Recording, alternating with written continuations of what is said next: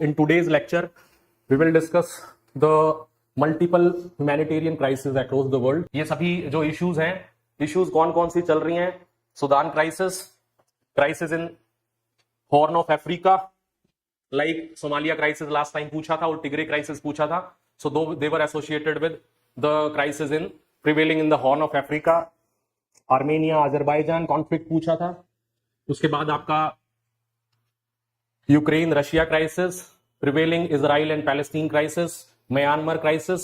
Myanmar में आपका last time Kachin state के करस्पॉन्डिंग पूछा था, और the ongoing Rohingya crisis as well, Afghanistan crisis and the recent Haiti crisis prevailing in the Central America. ठीक है, तो ये सारे क्राइसिस हैं. इसके रिगार्डिंग यूपीएससी अभी 3-4 साल से ज्यादा से ज्यादा क्वेश्चन पूछ रहा है प्रीलिम्स में. ठीक है, so in this lecture we will discuss the issues.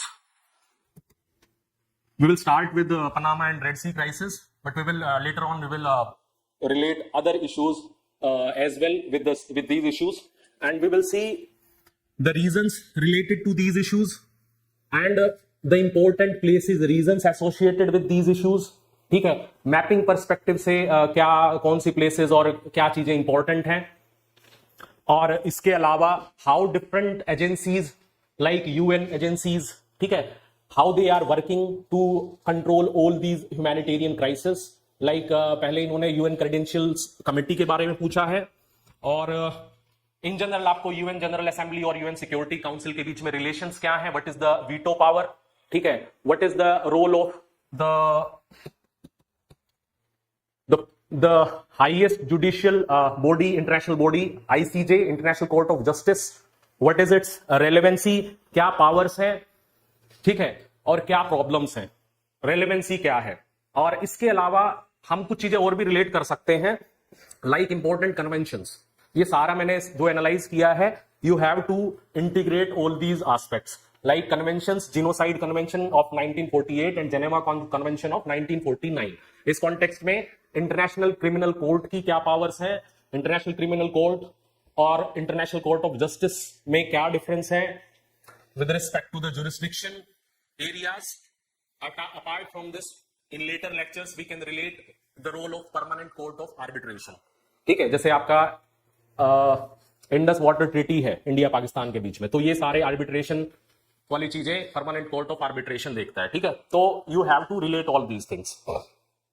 Okay, so let's start with the Panama crisis and Red Sea crisis. First we will talk about Panama Canal crisis. ठीक है, तो Panama Canal and Red Sea both are the world's most strategic choke points. ठीक है, अगर वो दोनों points चौक होंगे या ब्लॉक होंगे तो पूरा इंटरनेशनल ट्रेड हैम्पर होगा. Getting? So in this lecture we will see the implications on global trade as well. ये सारे जो ऑनगोइंग क्राइसिस हैं, इनसे अभी क्या प्रेजेंट इंपैक्ट पड़ रहा है. ठीक है, पनामा कैनाल, तो पनामा कनाल के अराउंड कुछ इंपॉर्टेंट चीजें, कुछ फैक्चुअल चीजें भी डिस्कस कर सकते हैं. ठीक है, first of all it is an artificial lake, artificial canal. ठीक है, made on an artificial lake. Which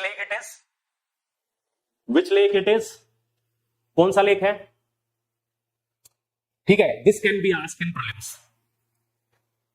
apart from this, Panama canal आपका काम कैसे करता है एक्चुअल में, अगर देखा जाए, वी विल डिस्कस, जो अटलांटिक ओशियन और पैसिफिक ओशियन, उनका लेवल ऑफ वाटर थोड़ा सा नीचे है. ठीक है, और जो ये लेक क्रिएट किया गया है, इसका लेवल ऊपर है. तो बड़े बड़े शिप्स इसको क्रॉस कैसे करेंगे? So there is a lock system. ठीक है, यूपीएससी पूछ सकता है कि लॉक सिस्टम कहां, किस चौक पॉइंट पे लगता है. ठीक है, ये lock, what do you mean by lock system? ठीक है, अभी काम कैसे करता है वी विल सी. जैसे दिस इज द इस्थमस, ठीक है, ऑफ पनामा, और ये जैसे यहां से ये कैनाल निकलेगा. ठीक है, यहां पे आपका लेक है, this is Gatun lake, GETUN, this is an artificial lake. ठीक है, तो ये भी आपका लेवल लो है, ये भी लो लेवल है, और यहां पे जो ये लेक है इसका लेवल ऊपर है. तो क्रॉस कैसे होगा, लेट्स सी.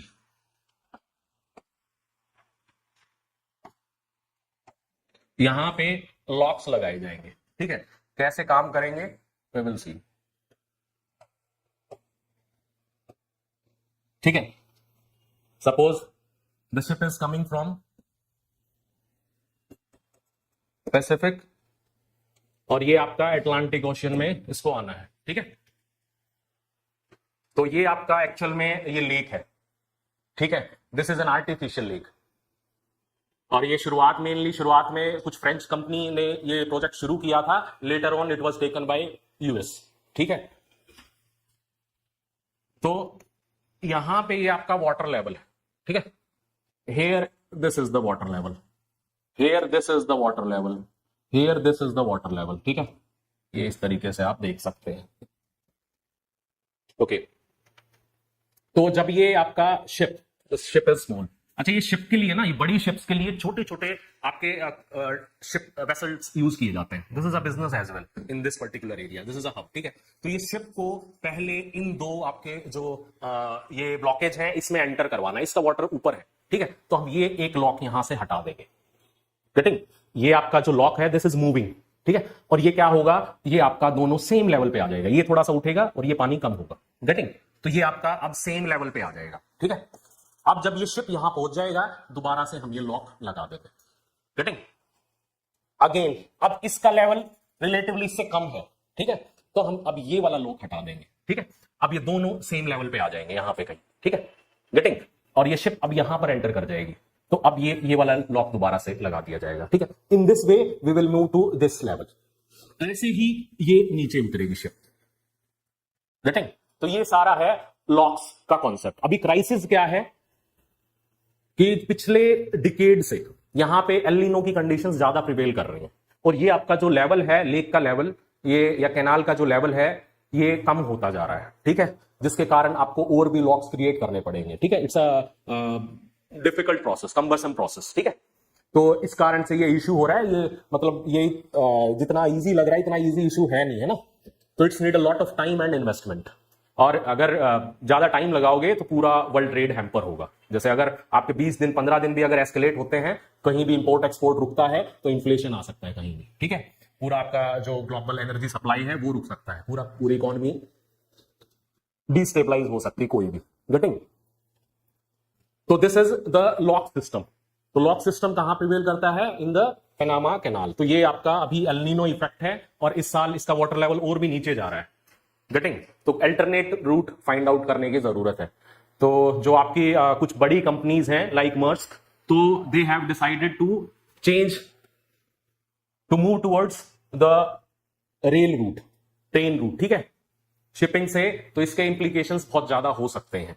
तो एक तो ये क्राइसिस है, this is mainly related to climate change.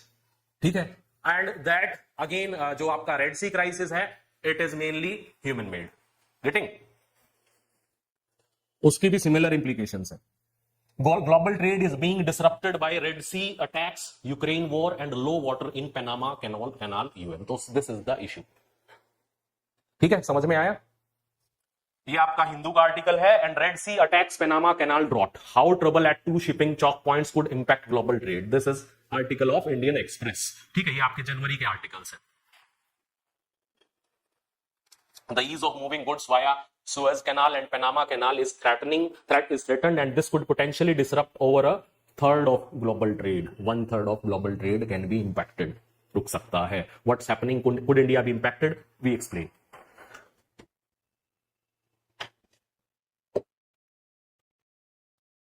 तो ये आपका रहेगा सुएज कैनाल रूट, है ना. You can see.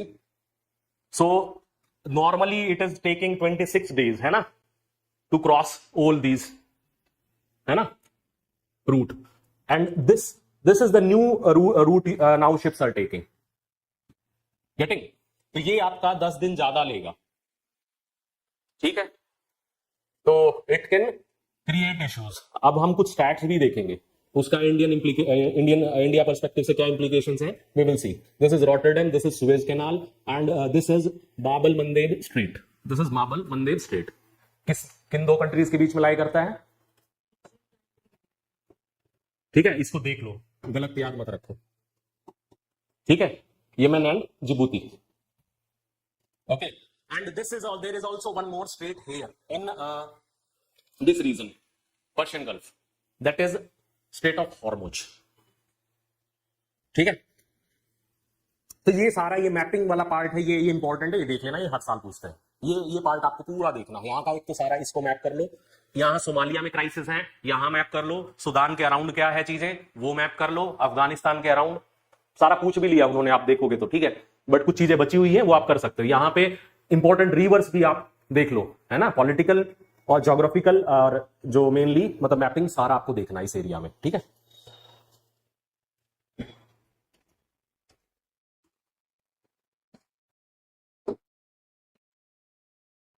This is Panama canal, ठीक है, तो ये पेनामा कैनाल यहां इस तरीके से क्रिएटेड है, गेटिंग, और ये आपका ये पहले रूट होता था, उसके बाद पेनामा कैनाल बना है, but again now there is an issue, अभी यहां से ये पूरा रेल से कनेक्ट करना पड़ेगा, ठीक है। This is South Pacific Ocean, this is North Atlantic Ocean, getting. The Red Sea attacks have been carried out by Yemen-based Houthi rebels. Now, who are Houthi rebels? Houthi rebels कहां पे हैं, कहां पे काम कर रहे हैं, ठीक है। तो आपको तो जो हामाज हैं और हाउदीज जो मिलिटेंसी है, इनके कॉन्टेक्स्ट में थोड़ा सा आपको हिस्टोरिकल बैकग्राउंड देखना पड़ेगा, गेटिंग। मतलब यहां का जो पूरा जियो पॉलिटिक्स है, whether it is Hamas, Hezbollah group और आपका Houthis in Yemen, all are mainly allies of Iran, ठीक है, they are supported by Iran, getting। अगर यमन में बाकी अगर देखेंगे यमन रीजन में, तो these are mainly somehow related to the Shia group, these Houthi groups, ठीक है। we will see there is a movement, Zaidi movement, they are related, Houthis are related with this movement, getting, we will see all these things, their connections with Shia community and their conflict with the Sunni community, ठीक है। तो जो आपका Saudi Arabia है वो एक तरीके से सुन्नी कम्युनिटी को सपोर्ट करता है, तो जो आपके यमन में कुछ पार्ट में almost these Houthi community have gathered 1/3 of the majority Sunni population region, ठीक है, मेजॉरिटी सुन्नी पॉपुलेशन रीजन है, बट उस एरिया में हाउदीज ने एक रिवाइवलिस्टिक मूवमेंट के थ्रू वहां पे 1/3 शियाज को, हाउदीज को इकट्ठा कर लिया है, and they are supported by Iran. बाकी जो मिलिटेंसी रीजन, मिलिटेंसी कम्युनिटी है, they are backed by Saudi Arab, and Saudi Arab is US ally, ठीक है। this is how the geopolitics is working, and in Israel also, ठीक है। अब Israel Palestine में हमें पता है जो इजराइल पैलेस्टीन कॉन्फ्लिक्ट है, right now there is ongoing war between Hamas militants and Israel army, ठीक है। तो इजराइल में जो आपके जूज कम्युनिटी है, वहां उनकी यूएस में काफी स्ट्रॉन्ग लॉबी है, ठीक है। तो they are supported by US, they are strong backing of US, है ना। इजराइल की जो कम्युनिटी है, इकोनॉमी है सारा, they are highly, they have sound technologies, उनका जो डिफेंस मैकेनिज्म है ना, आयरन डोम वगैरह आपने देखा होगा जो कि अभी है ना, तो सारा आप देखेंगे वो सारा एस्टेब्लिश किया, and they have strong connections with US government. उसके अलावा जो हामाज है प्लस आपके हेजबोला कम्युनिटी है, again Shia community prevailing in Lebanon region, ठीक है। तो ये सारा आपको मैपिंग करना, लास्ट टाइम लेवांट के बारे में पूछा था, गेटिंग, ये सारा रिलेटेड ही यूपीएससी पूछ रहा है, ठीक है। हेजबोला कम्युनिटी, हमाज, इधर से Houthis, all are backed by Iran, ठीक है, और indirectly Russia and China are also in their support, ठीक है। जो आपका ऑनगोइंग अगर यूक्रेन और रशिया का क्राइसिस देखेंगे तो वहां पे भी टेंशंस हैं रशिया और यूएस के बीच में, गेटिंग। तो वहां उस कॉन्टेक्स्ट में कुछ सैंक्शंस लगाए गए हैं यूएस के द्वारा, वो हम देखेंगे आगे के लेक्चर्स में, ठीक है। जैसे जो आपका ऑयल और क्रूड ऑयल का जो सप्लाई है उसका इंपोर्ट बैन करना यूएस के द्वारा, ठीक है, या अभी एलएनजी एक्सपोर्ट यूएस ने बैन किया है, ठीक है। तो क्रूड ऑयल या आपके जो later on refined petroleum products, ठीक है, these are very important for the global economy. अगर वो एक तरीके से कंट्रोल होते हैं, ये सारा अगर ये चॉक पॉइंट्स अगर इस तरीके से काम करेगा तो पूरा ग्लोबल इंप्लीकेशंस होंगी, फूड क्राइसिस आएगा, इन्फ्लेशन बढ़ेगा, बहुत सारी गवर्नमेंट्स में इंस्टेबिलिटी आएगी, तो उस कॉन्टेक्स्ट में ह्यूमैनिटेरियन क्राइसिस और भी बढ़ेगा, ठीक है।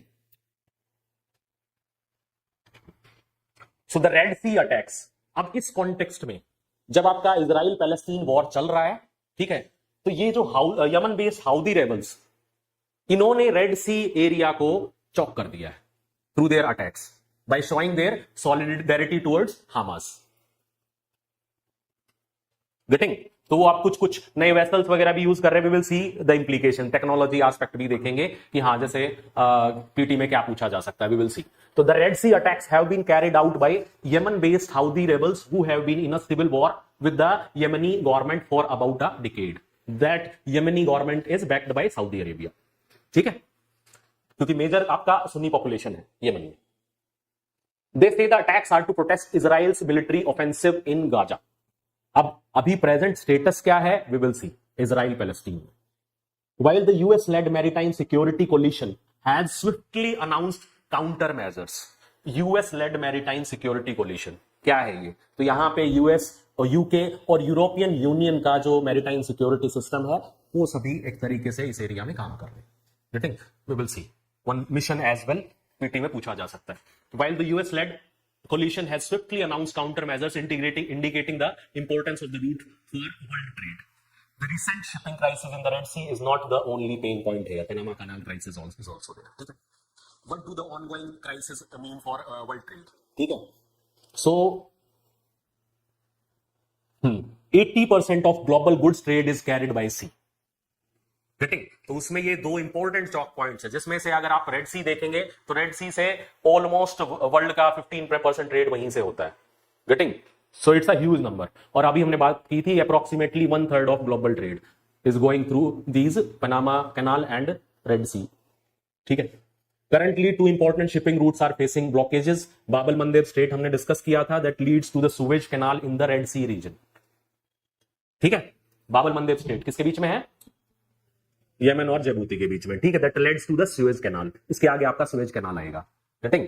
तो इसमें हम कुछ और भी चीजें देखेंगे, कुछ पुराने कुछ क्राइसिस हैं, हिस्टोरिकल थिंग्स, वर्ल्ड हिस्ट्री का पार्ट भी कनेक्टेड है इससे, ठीक है। लाइक अरब इजराइल वॉर्स, ठीक है, like Suez crisis, UPSC is already asked in the mains part.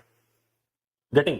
और इन द सिमिलर वे मैंने बताया कि यहां पे कॉलोनियलिज्म एक इंपॉर्टेंट फैक्टर है जो आज के टाइम पे इस तरीके के हम जो क्राइसिस देखते हैं। For example in Africa there was one gentleman's agreement by the colonialist, ठीक है। जैसे आप नॉर्थ अफ्रीका का की कंट्रीज देखोगे तो वहां पे आपको स्ट्रेट लाइंस दिखेंगी। गेटिंग?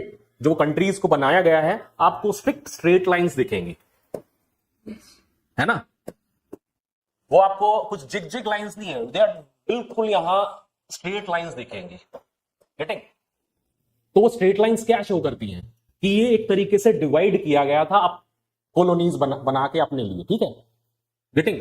By colonialist. नहीं तो क्या होता है, जिगजैग पैटर्न रहता है ना, कुछ कुछ जिगजैग पैटर्न रहेगा। You have to consider ethnicity, religion, culture in deciding these boundaries. तो सारा कुछ डिसाइड नहीं किया है, तो उस कारण ये आज भी इस तरीके की के टेंशंस रहती है। गेटिंग?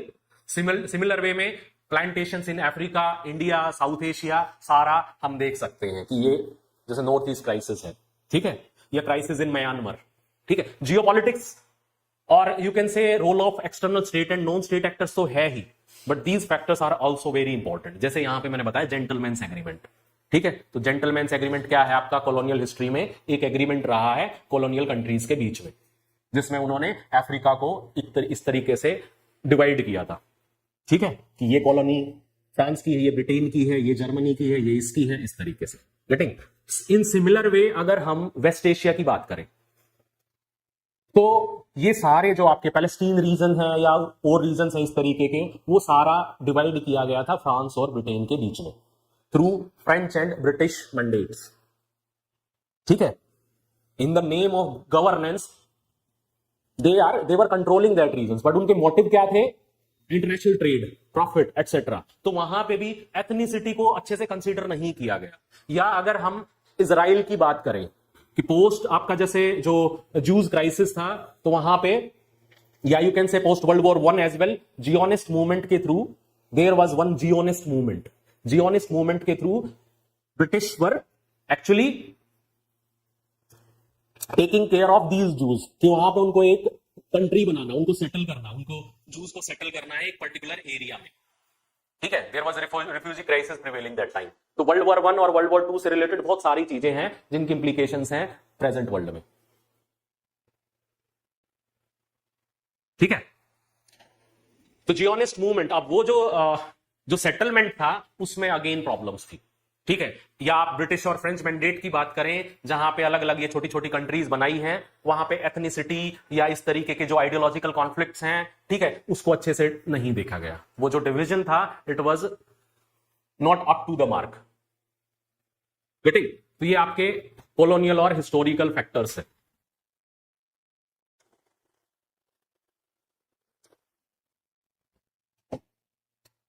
पैनामा कैनाल, ठीक है, ओपन ऑन अगस्त 15 1914, 1914 में। This canal was constructed by US between 1904 and 1913 at this particular coast. ठीक है, building on an earlier French-led effort. ठीक है, we have already discussed. इसमें 20,000 वर्कर्स आपके जो फ्रेंच कंट्रोल प्रोजेक्ट के थे वो दे गॉट डाइड।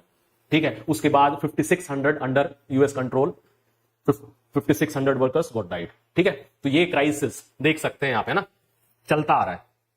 अच्छा, you can note down this Cape Horn at the tip of South Africa. इसको जो हमने शुरुआत में देखा था, तो that was Cape Horn, this one.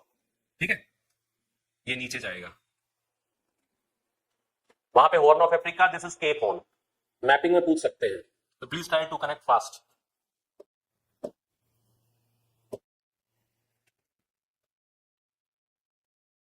देखो ये है ना, यहां पे cargo ship transits the Panama Canal on it's way to the Atlantic Ocean. ठीक है, while tree trunks that used to be submerged are exposed. ये सारा वाटर लेवल कम हो रहा है, उसके कारण ये ट्रीज की टिप्स दिख रही हैं। ठीक है, तो ये एक तरीके से पनामा का जो वाटर लेवल है, this is Gatun lake, GATUN, Gatun lake, पूछ सकते हैं। ठीक है, यहां पे एल नीनो का कॉन्टेक्स्ट दिया है।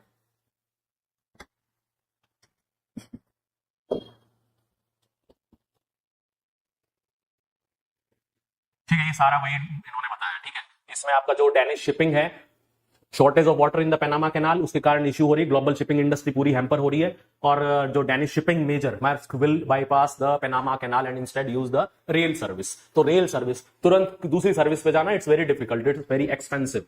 ठीक है, तो Panama Canal authority understand Maersk decision to use rail amid drought.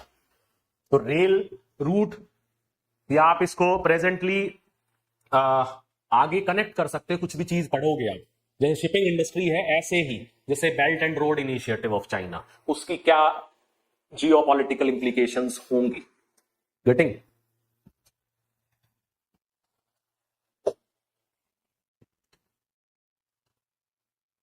Again they are talking about alternative shipping methods. ठीक है, the same news, Panama Canal is drying up. Now comes the Israel-Hamas war.